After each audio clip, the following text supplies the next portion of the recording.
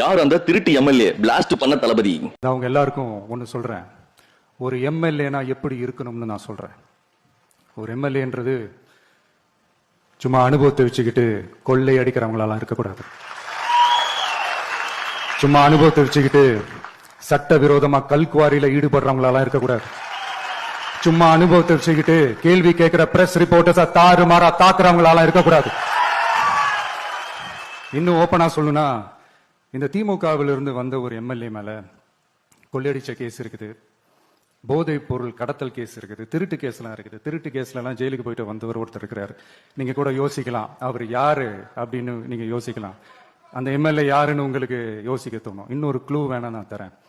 அந்த திருட்டு கேஸ்ல உள்ள போயிட்டு வந்தவரை யாருக்கு எதிராக இந்த திமுக தேர்தலில் நிக்க வச்சாங்க தெரியுமா?